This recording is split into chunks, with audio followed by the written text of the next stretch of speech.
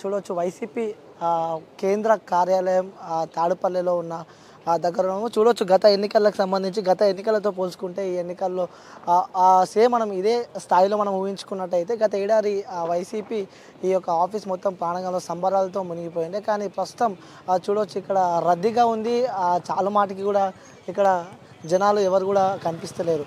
అంటే ముందుగానే exit polls చెప్పినట్టు వాస్తవంగా జరిగినట్టే మనకు కనిపిస్తుంది. ఎందుకంటే అటు చూడొచ్చు ఘోర పరాజయం వైసీపీదనే చెప్పుకోవచ్చు. ఎందుకంటే సో వై నాట్ 175 నినాదంతో కూడా వాళ్ళు ముందుకెళ్లారు. కానీ కేవలం వాళ్ళు 20 దగ్గరనే ఆగిపోయారు. సో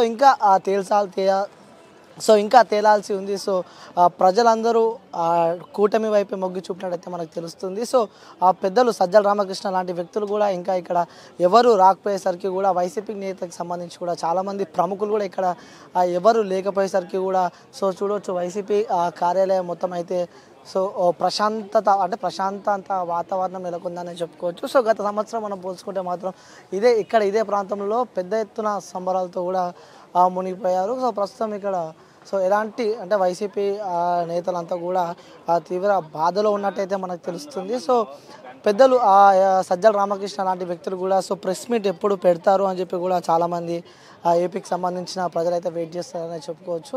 ఎందుకు అంటే అసలు వాళ్ళు ఊహించని రేంజ్లో కూడా వైసీపీ ఓడిపోతుందనేది చెప్పుకోవచ్చు. ఎందుకంటే సో గతంలోతో పోల్చుకుంటే సో ఈసారి మాత్రం తను చేసిన అభివృద్ధి తనని గెలిపిస్తానని చెప్పి కూడా వైఎస్ జగన్ అంటే ఏపీ రాష్ట్ర ముఖ్యమంత్రి వైఎస్ జగన్ చెప్పడం మనం చూస్తున్నాం. అంటే తను ఇచ్చిన పథకాలు 98% నేను పూర్తి చేశాను. సో జనాలు నా వైపే మొగ్గు చూపుతారంటూ కూడా ఇటు ఏపీ సీఎం ముఖ్యమంత్రి జగన్మోహన్ రెడ్డి చెప్పడం మనం చూస్తాము. కానీ చూస్తే తిప్పికొట్టిందని చెప్పుకోవచ్చు. సో జనాలందరూ కూటమి వైపు మొగ్గు చూపారు. సో కొత్త ఓటర్లు ఏపీలో ముఖ్యంగా కొత్త ఓటర్ల సంఖ్య కూడా పెరిగింది. సో వాళ్ళందరూ కూటమి వైపే మొగ్గు చూపారన్నట్టయితే మనకు తెలుస్తుంది. సో ప్రజెంట్ సిచ్యువేషన్ అయితే ఇక్కడ కేంద్ర కార్యాలయంగా ఉన్న తాడేపల్లిలో వైసీపీ ఆఫీస్ దగ్గర అయితే పరిస్థితి ఈ విధంగా ఉందనే చెప్పుకోవచ్చు. సో కెమెరామ్యాన్ దాసుతో అనిల్, విజయవాడ.